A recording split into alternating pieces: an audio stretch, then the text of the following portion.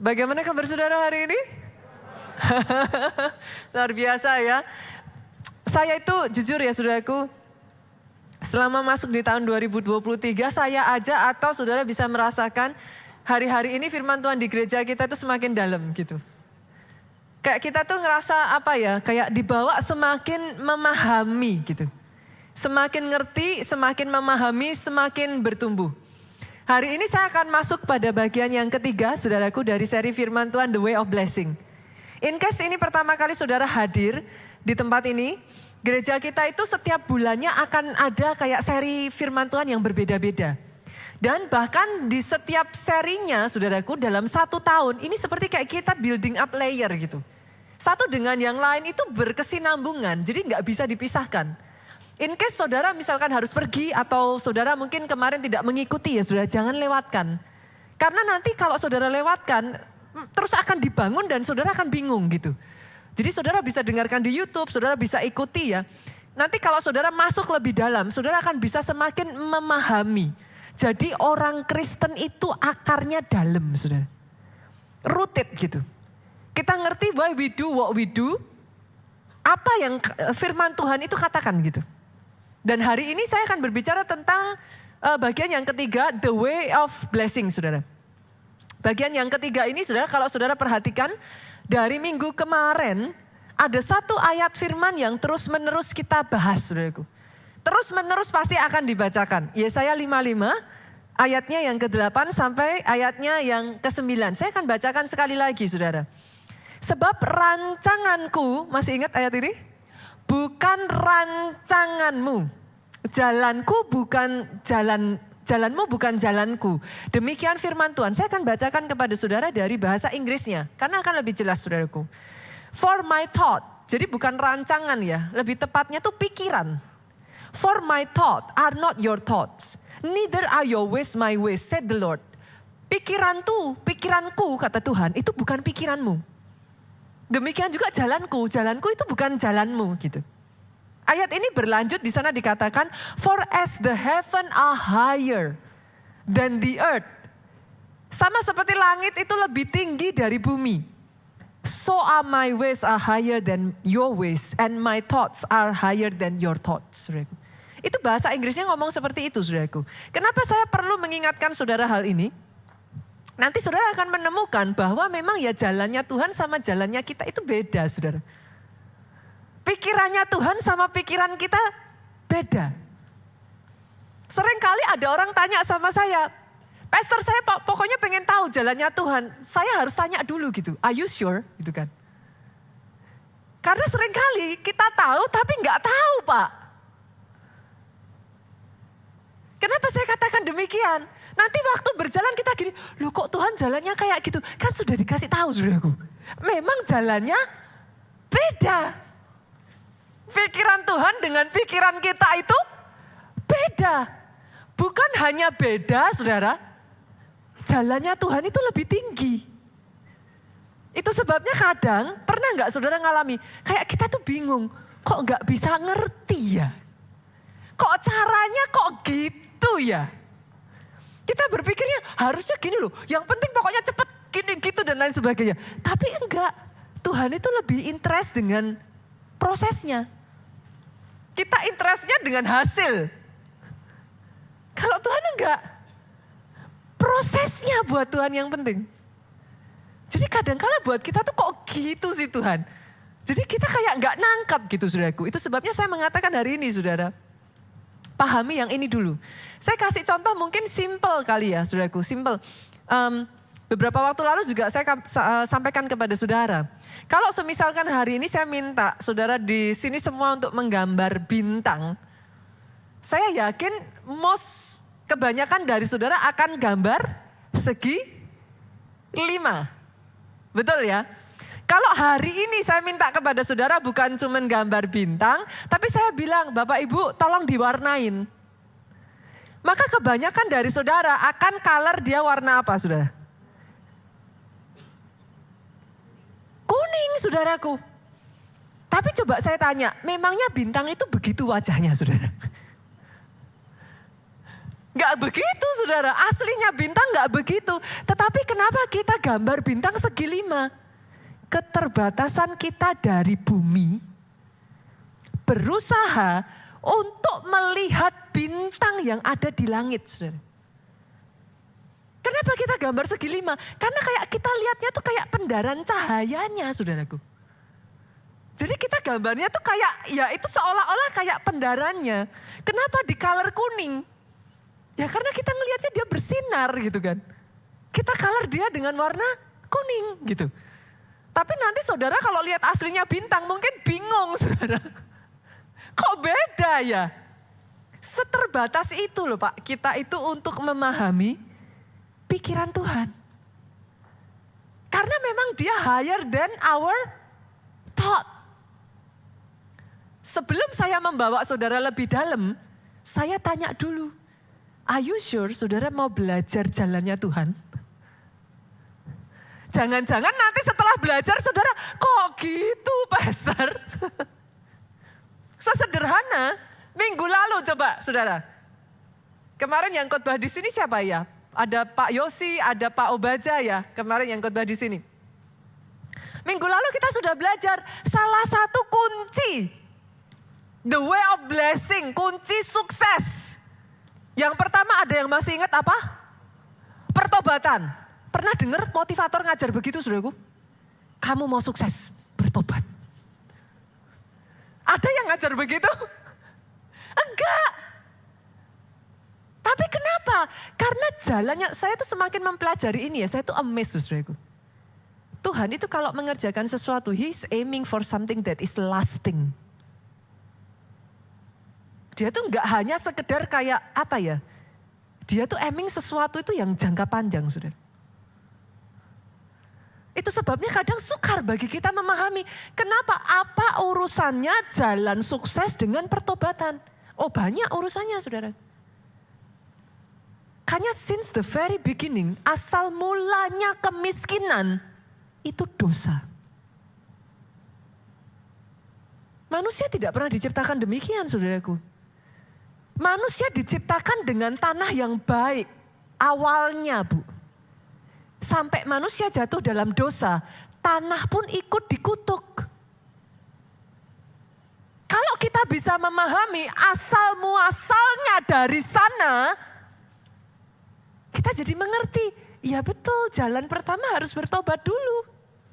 Kalau saudara baca di dalam 2 Tawarim, maka saudara akan melihat di sana. Ketika umatku bertobat, berbalik dari jalannya, bukan hanya Tuhan akan mengampuni. Alkitab ngomong, Tuhan akan memulihkan negerimu. Bahasa Inggrisnya, aslinya saudaraku, I will heal your land. Tapi kalau saudara belajar tentang ilmu sukses, tidak akan diajarkan seperti itu. Kita akan belajar, yes ada banyak orang punya teori di dalam sukses saudaraku. Kerja keras, yes kita setuju dalam hal itu. Yang setuju katakan amin gitu kan. Harus saudara. Bukan hanya kerja keras pastor. Bukan hanya work hard tapi work smart. Kita pun setuju akan hal itu saudaraku. Tapi there is much more than that. Yang mengerti katakan amin saudara. Hari ini saudaraku saya akan melanjutkan dari poin minggu-minggu yang lalu.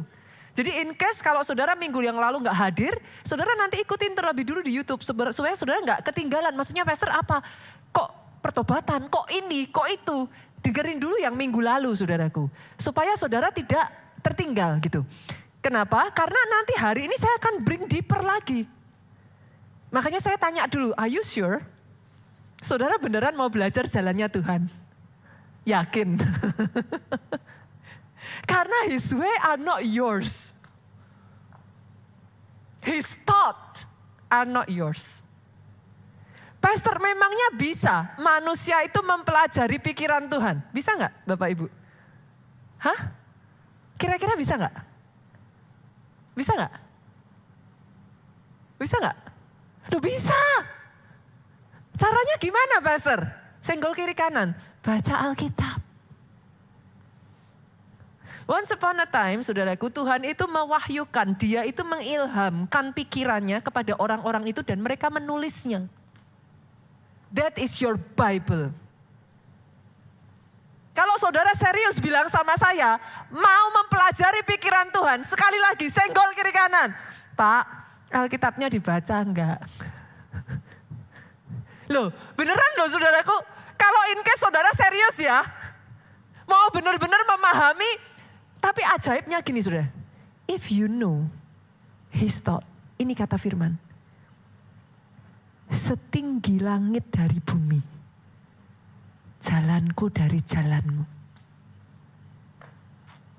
Ketika saudara dibawa mempelajari jalannya Tuhan, nanti kau saudara akan heran bagaimana Tuhan akan bawa saudara terbang. Orang yang ada di sekelilingmu akan mulai berkata kepada saudara, pola pikir saudara berubah. Saya itu menemukan dalam ini eksperimen ya saudara, eksperimen. Sebenarnya bukan percobaan seperti apa. Saya menemukan anak-anak yang sudah ngalami Tuhan dalam hidupnya akan cenderung lebih dewasa dari anak-anak yang tidak ngalami sentuhan roh. Buktikan perkataan saya, saudaraku. Anak kecil pun ketika dia ngalami Tuhan secara pribadi berubah. Saya membuktikan itu lewat Samuel Moment, saudara. Anak-anak yang kenapa Samuel Moment ada? Asal-muasalnya simpel, saudara. Saya tuh jengkel, saudaraku. Di gereja waktu itu saya masih di Jogja, temboknya gereja tuh jebol terus, saudara. Ada aja tiap minggu anak-anak yang kalau datang ke gereja, temboknya itu kan cuma gypsum ya saudaraku. Ditendang gitu kan lubang. Jadi setiap minggu ada aja tembok lubang, ada aja tembok lubang. Saya berpikir, ini diapain ya? Udah dipanggil orang tuanya, udah ditegur orang tuanya sendiri angkat tangan, gak bisa iniin anaknya saudara. Dari situlah saudaraku terciptalah Samuel Moment. Perjumpaan Samuel pertama kali dengan Tuhan. Gereja kita berusaha untuk membantu anak-anak ini ngalami perjumpaan mereka dengan Tuhan. Dan boleh saya katakan sejak dari hari itu sampai sekarang sudah enggak ada lagi tembok yang bolong, saudaraku. Kalau mau tepuk tangannya yang paling meriah buat Yesus Tuhan kita. Ada pastor kayak gini ditepuk tangan nih gitu saudaraku. Tapi sesederhana apa yang ingin saya katakan saudara. Ketika mereka mengalami perjumpaan pribadi dengan Tuhan. Jiwanya mereka ini dikonten dengan rohnya mereka ya saudaraku. Mereka jadi lebih berhikmat. Banyak kesaksian yang tadinya nilai pelajarannya jelek jadi lebih pintar. Why? Because his ways are higher than ours. His thoughts are not ours. Yakin ini mau belajar jalannya Tuhan, saudara? Yakin ini mau lanjut? Karena nanti saya bacain ayatnya ini saudara akan lebih pusing lagi. Kita buka ya, saya mulai ya, kita buka. Amsal pasalnya yang ke-11 ayatnya yang ke-24. Saya jamin saudara akan pusing. Ada yang menyebar harta tetapi bertambah kaya. Saya ulang ya saudara. Ada yang menyebar harta, menabur hartanya tapi bertambah kaya. Ada yang menghemat secara luar biasa namun selalu berkekurangan. Pusing gak saudara? Loh pusing. Sebagian dari saudara sudah ngeliatin saya, Pastor, what do you mean? Karena filosofi kita mengajarkan hemat, pangkal, kaya. Kok bisa saudara nabur, tambah kaya? Dari mana hukumnya? Kita nabur, itu kan berarti ada yang hilang dari kita dong. Kok bisa dapatnya malah tambah kaya? Gak ada. Itu bukan filosofi yang kita tahu selama ini. Kenapa sejak dari awal saya katakan tadi saudaraku? Karena kalau saudara mau belajar his way, kadangkala ya saudara. Harus ditaruh dulu loh our way.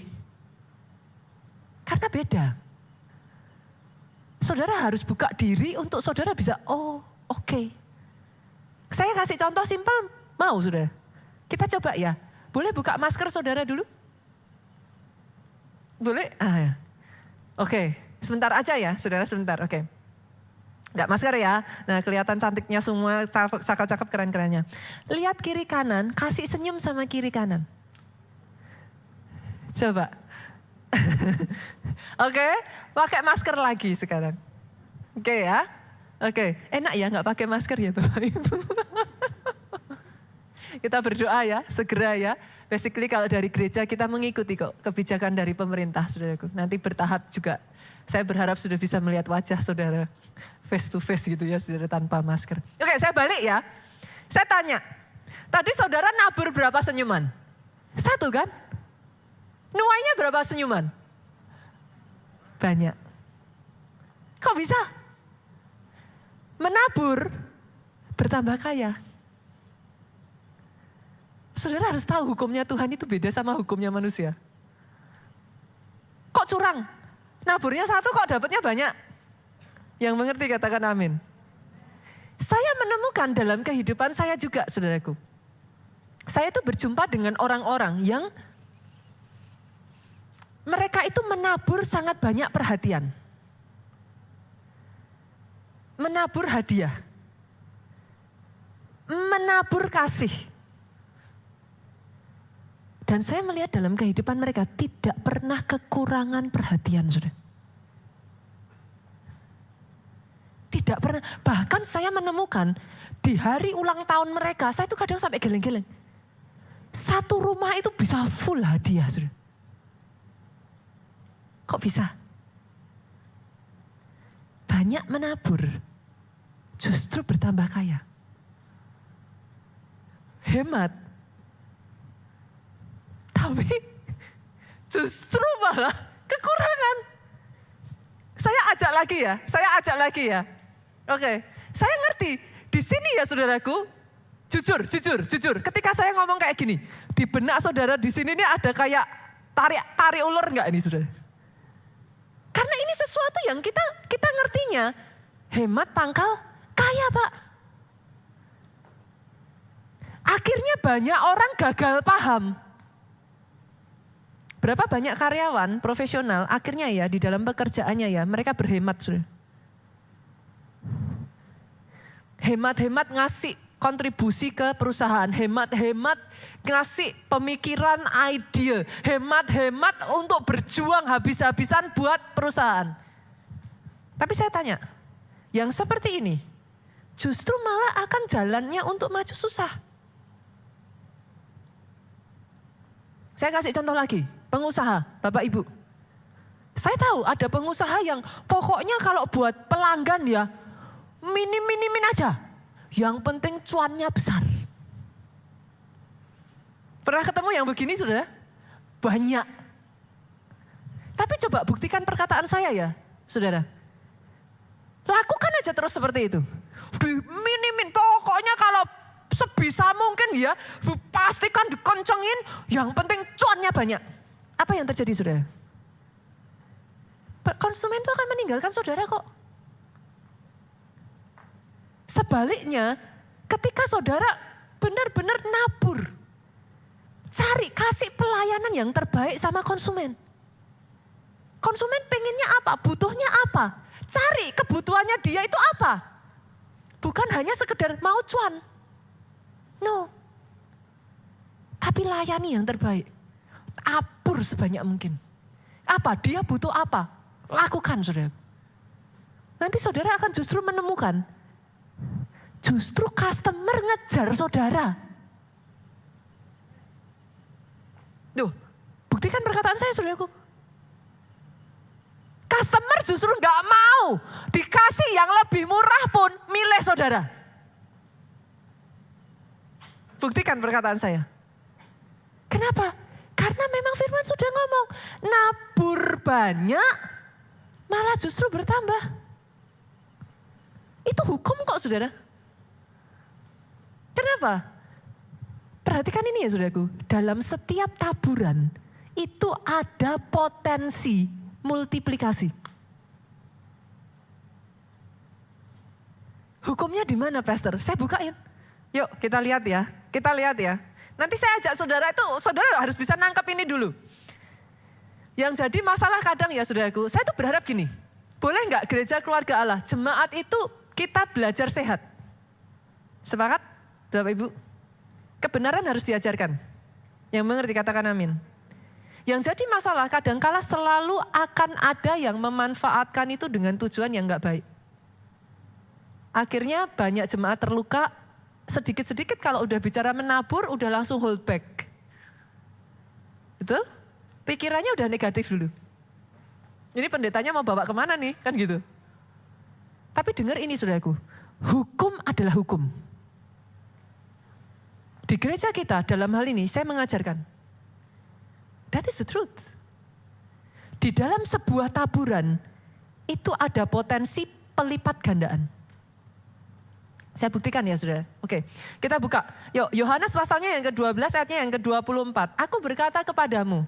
Alkitab ngomong gini. Sesungguhnya jikalau biji gandum tidak jatuh ke dalam tanah dan mati, ia tetap satu biji aja. Maksudnya gimana saudara? Kalau biji gandum nih ya saudaraku, benih ini ya, enggak ditaburkan. Satu ya tetap satu.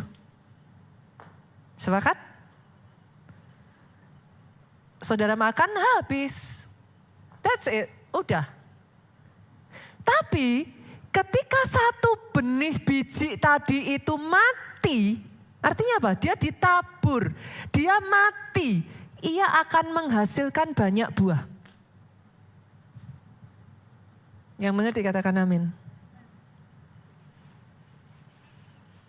Dalam Alkitab ada satu kisah saudaraku. Saudara masih ingat Elia ketika berjumpa dengan janda Sarfat? Yang gak paham, yang gagal paham dengan konsep ini, maka akan menganggap Elia itu jahat. Kita buka aja ya, ayatnya kita lihat ya. Kita buka dalam satu Raja-Raja pasalnya yang ke-7 ayat 10 sampai ayat 14. Saya bacakan ya. Boleh bantu saya enggak Bapak Ibu? Boleh ya, kita bergantian, ayat 10 saya baca, ayat 11 saudara baca, kita bergantian. Sesudah itu ia bersiap lalu pergi ke Sarfat, Elia ya saudaraku. Setelah ia sampai ke pintu gerbang kota itu, tampaklah di sana seorang janda sedang mengumpulkan kayu api. Ia berseru kepada perempuan itu, katanya, cobalah ambil bagiku sedikit air dalam kendi supaya aku minum. Ayat 11 dengan suara keras, 2, 3. Ketika perempuan itu pergi mengambilnya, cobalah ambil bagiku sepotong roti. Perempuan itu menjawab, waktu diminta ambil air dia ambilin, waktu diminta ambil roti dia jawab, demi Tuhan Allahmu yang hidup. Sesungguhnya tidak ada roti padaku sedikit pun, kecuali segenggam tepung dalam tempayan dan sedikit minyak dalam buli-buli. Yang dia punya itu saudaraku. Segenggam tepung dalam tempayan, sedikit minyak dalam buli-buli. Oke. Dan sekarang aku sedang mengumpulkan 2-3 potong kayu api. Kemudian aku mau pulang mengolahnya bagiku. Yang dikatakan janda ini sangat betul sekali. Dia tahu itu dengan pasti. Aku akan mengolahnya bagiku dan bagi anakku. Dan setelah kami memakannya, kami akan mati. Itu hukumnya saudaraku. Benih, selama saudara makan, pasti habis. Saudara pernah gak ngeliat petani yang setiap kali dia menuai, dihabisin dimakan? Pernah gak? Gak boleh. Petani kalau dia sudah nabur, dia menuai, ada yang dia makan, tapi harus ada yang dia tabur. Kenapa? Hanya ketika itu ditabur, dia akan membawa multiplikasi, saudara. Elia tahu hal ini. Dia tahu kalau janda ini mengolah segenggam tepung, sedikit minyak dibuli, dia makan habis. Dia akan mati. Benar, memang dia akan mati. Tapi lihat apa yang Elia lakukan, ayat 13 sampai 14 saudaraku. Elia berkata kepadanya, ini nanti saya akan jelaskan kepada saudara, jangan takut. Saya akan jelaskan nanti saudaraku, kenapa Elia berkata seperti ini. Jangan takut, pulanglah, buatlah seperti yang kau katakan. Jadi Elia ngomong, iya benar, udah benar. Kerjakan aja yang tadi kamu mau lakukan. Tapi Elia ngomong gini, buatlah lebih dulu bagiku sepotong roti bundar kecil daripadanya. Bawalah kepadaku, kemudian barulah kau buat bagimu dan bagi anakmu. Lihat. Kenapa Tuhan menciptakan hukum tabur tuai, saudara? Lihat, saudara. Ayat 14 ini ngomong kayak gini, sebab. Kalau saudara menemukan kata sebab, itu artinya ada tujuannya, saudaraku. Kenapa kok disuruh sama Elia begitu? Kita baca ya ayat 14. Sebab beginilah firman Tuhan Allah Israel. Tepung dalam tempayan itu tidak akan habis. Minyak dalam buli-buli pun tidak akan berkurang. Sampai pada waktu Tuhan memberi hujan ke atas muka bumi. Yang mengerti aminnya yang paling keras. Ketika dia ditaburkan. There is a potential dari benih itu, saudaraku, yang membuat dia berlipat ganda. Dan itu yang memeliharakan janda ini, saudara.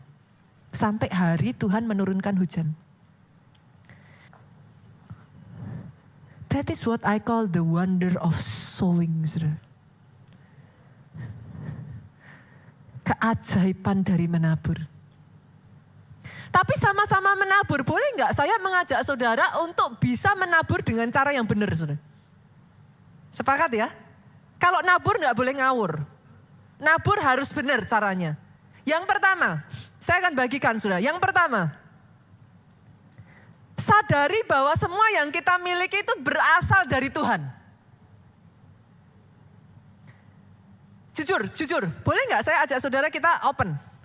Apa yang membuat orang berat untuk nabur? Apa, saudara? Ya karena itu merasa itu milik kita kan. Kalau kita tabur hilang. Betul? Itu sebabnya seringkali di area ini, saudara, sangat sukar untuk kita nabur. Saudara cek dalam gereja, kalau sudah berbicara urusan seperti ini, tarik-tarikan tuh, saudara. Tapi kalau bicara yang lain, nothing happen. Kenapa? Karena kita merasa it belongs to us. Saya tuh belajar dari satu pribadi ya, saudara, namanya Raja Daud. Saya nggak tahu ya, saudaraku, semakin saya mempelajari kehidupan Daud ya, buat saya itu dia itu mengerti satu understanding yang amazing gitu. Satu kali, saudaraku, dia taburkan semua harta kekayaannya untuk membangun rumah bagi Tuhan, yang mana notabene, saudaraku, dia tidak hidup untuk melihat rumah itu, saudara. Daud tuh ngomong sama Tuhan, Tuhan boleh enggak? Itu kayak, saya tuh bisa ngerasain ya, Tuhan tuh waktu pertama dengar Daud ngomong gitu tuh kayak struck, kaget gitu, saudara. Kebayang enggak, saudara, Tuhan yang He is all knowing, Tuhan itu maha tahu loh, saudara. Tidak ada satupun di muka bumi ini yang dia enggak tahu. Yet itu menyentuh hatinya Tuhan.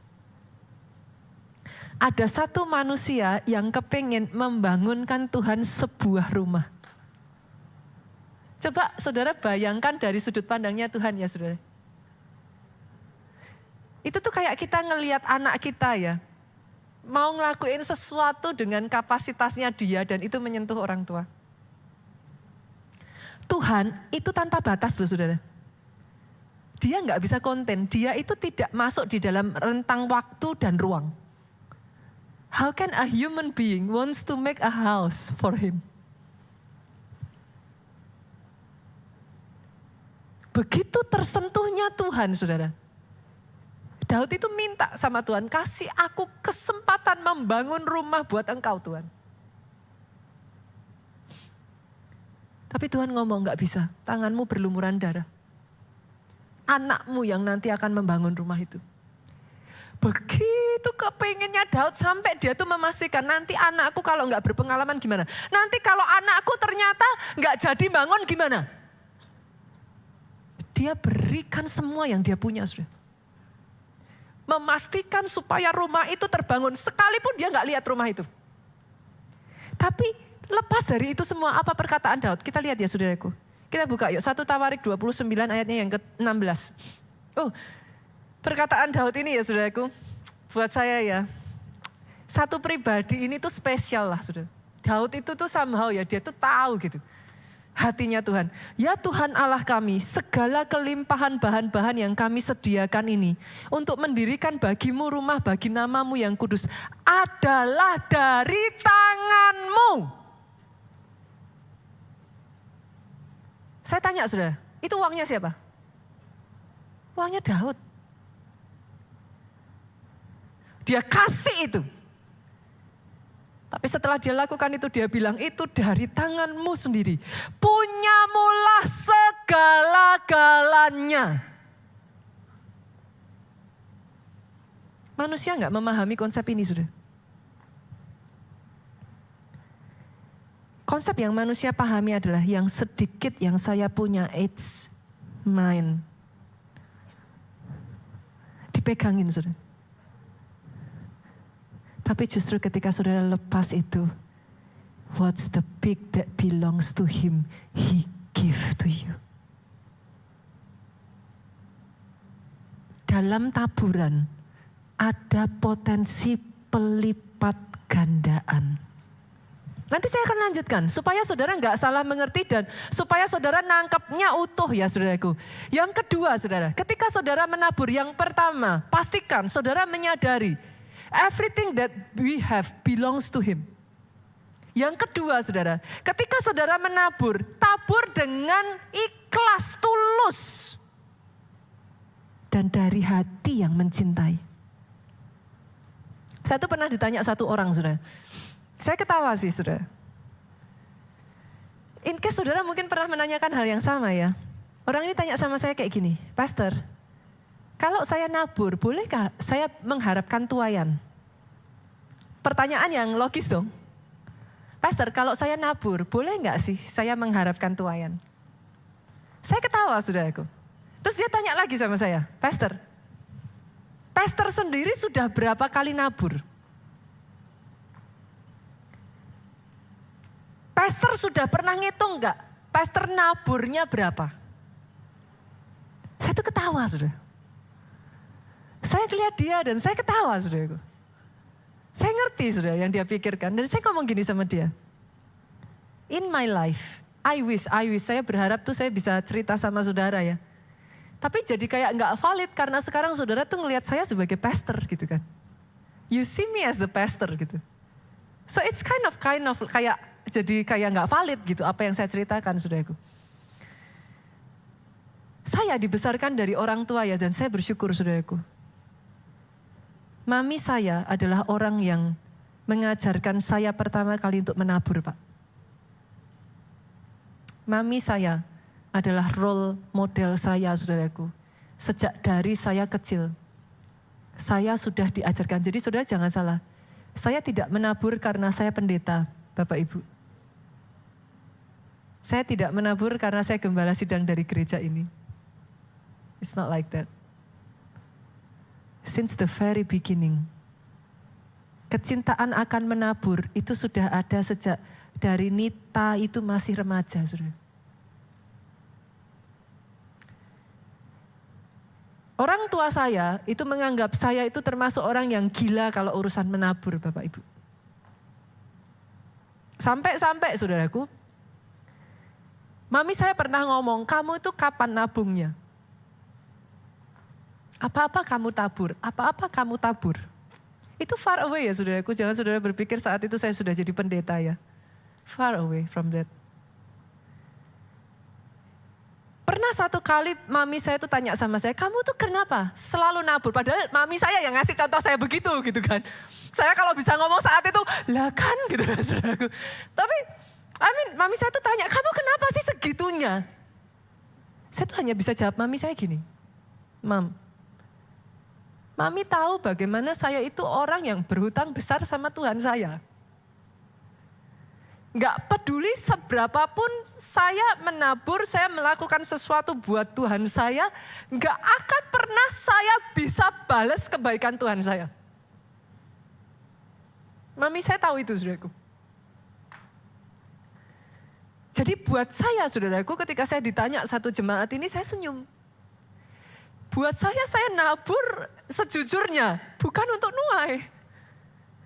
Kalau toh saya menuai dari situ for me it's just the law of God kayak gitu. Tapi kalau saya nabur itu cara saya sebagai manusia dengan keterbatasan saya pengen balas kebaikannya Tuhan. Dan izinkan saya mengatakan ini saudaraku, sampai detik hari ini. Tidak peduli seberapa yang saya taburkan, saya tidak pernah bisa outnumber my God. Sampai hari ini saya masih berutang sangat besar sama Tuhan saya. I can never outnumber him. Tapi saya harus memastikan kepada saudara, ketika saudara melakukan, lakukan itu dari hati yang tulus. Kenapa saudara? Lihat saudara. Ayat yang ke-17 dari 1 Tawarik 29 ngomong gini.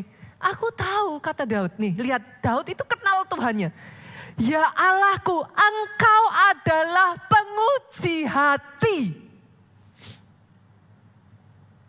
Ini masalah dengan Tuhan kita saudara. Saudara pikir Tuhan minta Ishak dikorbankan untuk Ishak? Karena emang Tuhan mau bunuh Ishak? No. Dia itu penguji hati. Dia Tuhan itu yang kepengen, dia tuh pengen nguji. Gak usah jauh-jauh lah, gini lah. Siapa di sini yang gak usah angkat tangan? Siapa di sini yang pacaran? Gitu aja. Pernah gak sih nguji hatinya pasangan saudara? Pernah saudaraku? He's like that. Gak susah kok memahami Tuhan kita tuh saudaraku. Kadang pasangan, hayo sama pasangannya. Udah tahu nih, tapi kan masih kan. Ya kamu mau gak gitu kan? Kamu bisa gak? Tujuannya apa saudara? Ayo, kalau dijawab enggak kan nangis, ayo. Tapi kenapa? Saudara tuh cuma pengen tahu aja. Pasangan saudara tuh hatinya gimana? Yang mengerti katakan amin. Dia penguji hati saudara. Kadang-kala tuh buat dia ya ampun saudaraku apa sih artinya gitu. Tapi buat Tuhan ketika dia mendapati hati yang bersungguh-sungguh kepada dia. Itu kena buat dia saudara. Yang ketiga saudara. Nah ini yang banyak diketahui banyak orang. Tahukah saudara bahwa menabur itu masuk ke disiplin rohani saudara? Gak banyak orang tahu itu. Yang ketiga itu sebabnya kembangkan kapasitasmu menabur. Artinya gimana? Gak bisa nabur itu langsung tuh gak bisa saudaraku. Saudara mulai dari yang kecil dulu, baru nanti saudara bisa dengan yang lebih besar, lebih besar, lebih besar. Sama, disiplin rohani itu banyak ya Bapak Ibu ya. Salah satunya apa? Doa. Betul? Sepakat ya? Doa disiplin rohani. Maksudnya gimana Pastor? Ya artinya kembangkan kehidupan doamu saudaraku. Maksudnya gimana Pastor? Gak boleh gini saudara. Pastor, saya baru bisa doa 10 menit boleh gak? Oh boleh. Saya ambil saudara. Boleh. Cuma 10 menit? Boleh Pastor? Boleh. Yang gak boleh 5 tahun dari sekarang doanya masih 10 menit. Yang mengerti katakan amin. Yang mengerti aminnya yang lebih keras. 10 tahun dari sekarang masih 10 menit. Gak boleh. Kenapa Bu? Lah gak berkembang. Boleh. Sekarang baru bisa 10 menit boleh. Tapi nanti berapa hari dari itu ditingkatkan. 10 jadi 15. 15 jadi 20 Pak. 20 jadi 30. 30 jadi 1 jam. Senggol kiri kanan. Itu baru namanya kita bertumbuh. Yang mengerti aminnya yang paling keras. Pastor, saya hanya bisa baca ayat Alkitab 1 ayat. Loh boleh, mau ayatnya cuman yang 3 kata juga boleh saudaraku. Gak apa-apa. Yang gak boleh 5 tahun dari sekarang. Bacanya cuman 1, bahkan 1 aja di korting, di diskon udah gak dibaca lagi saudaraku. Yang mengerti katakan amin. menabur itu disiplin rohani. Pastor, saya menabur ke siapa? Dengar ini saudaraku baik-baik. Tuhan, take it personally kalau sudah bicara soal janda, yatim piatu, orang asing. Cari Alkitab, saudara akan ketemu. Dalam hal yang lain-lain Tuhan gak begitu. Tapi kalau sudah bicara anak yatim, orang yang ada dalam keadaan kesulitan, janda khususnya ya saudaraku, diibaratkan dengan bahasanya itu adalah janda, karena beda ya, janda ada banyak saudaraku. Yang dimaksud di sini adalah janda yang dalam keadaan kesulitan. Beda ya saudaraku, harus dibedakan. Terhadap yang seperti itu, saudara baca dalam Alkitab, Tuhan itu take it as his own. Itu tuh kayak apa ya, gimana ngomongnya ya, jangan sentuh gitu. Nanti saudara buka aja, cari aja. Saudara gampang, buka konkordan, cari, tulis aja yatim piatu atau cari janda. Nanti saudara akan turun semua, read apa perkataan Tuhan tentang mereka. Dia tuh ngambil itu personally saudara. Pastor, jadi kalau saya mau nabur apa? Tabur pada orang yang sedang berkesusahan saudara. Loh, saya pribadi ya saudara, dalam hidup saya ada amount tertentu yang saya sisihkan. Baik gereja suruh, gereja enggak suruh, saya sisihkan amount itu saudara. Memang saya tabur saudara. Mau saudara tabur kemana terserah saudara. Saudara mungkin kenal ada yayasan untuk yatim piatu atau apa. Go ahead, do it gitu. Atau saudara mungkin tahu atau bahkan ada di antara saudara, ya ini saudara, kalau bahkan ada di antara saudara yang memang devoted membangun rumah yatim piatu. Kalau saudara dipanggil Tuhan lakuin itu, do it.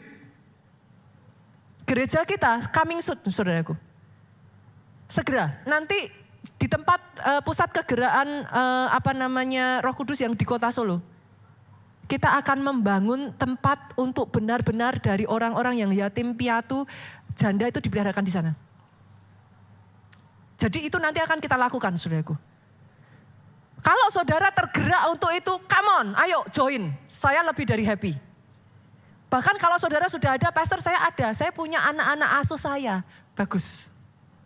Kerjakan saudaraku, do it. Yang kedua, nabur ke siapa Bapak Ibu? Saya nggak tahu ya, apakah kalau saya ngomong kayak gini saudara bisa paham ya.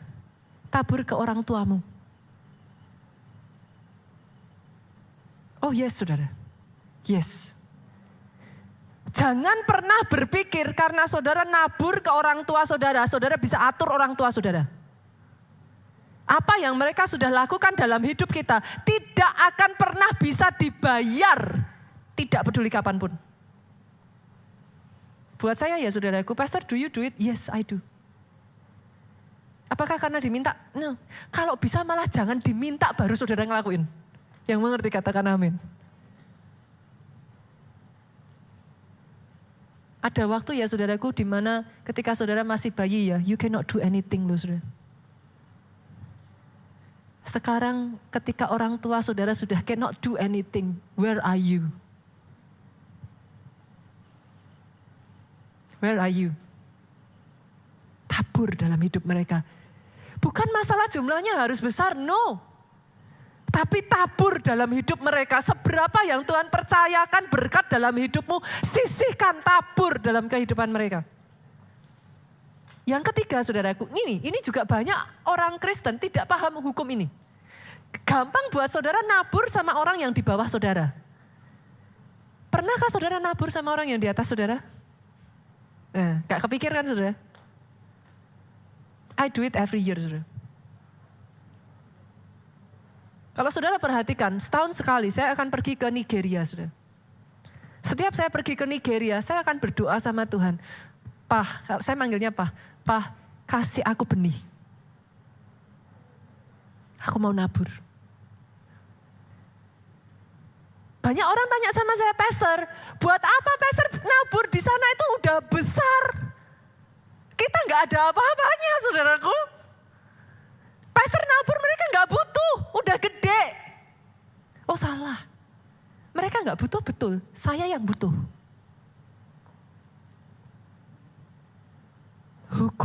Hukum Alkitab itu gak pernah salah, saudara.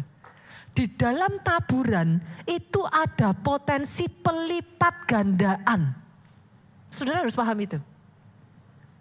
Semakin saudara pegang, saudara harus tahu itu. Dia gak bisa berlipat ganda. Taburkan kemana? Saya taburkan, kenapa saya taburkan ke sana, saudara? Saya tahu, I recognize, I acknowledge the anointing yang reside di sana, saudara. I acknowledge it. Saya menabur. Justru ketika saya menabur, hal yang sama yang dikisahkan oleh Pastor Gideon. Apa yang terjadi di Nigeria, terjadi di Indonesia. Terjadi di gereja kita. I acknowledge the anointing, saudara. Yang berikutnya, tabur kemana? Tabur ke usaha saudara. Kalau kerja, jangan dihabisin semua. Kerja tiap bulan, hasil berapa habisin. Bahkan lebih besar pasak daripada tiang. Bukan cuma dihabisin. Apa saudaraku? Minus gitu. Malah justru hutang. No. Saudara kalau kerja, tabur saudaraku. Di tempat kerja saudara. Loh, saudara harus dibesarkan lagi. Pekerjaan saudara jangan semuanya diambil. Boleh diambil, ada yang untuk saudara makan. Tapi setelah itu taburkan lagi. Supaya terjadi pelipat gandaan di bisnis saudara.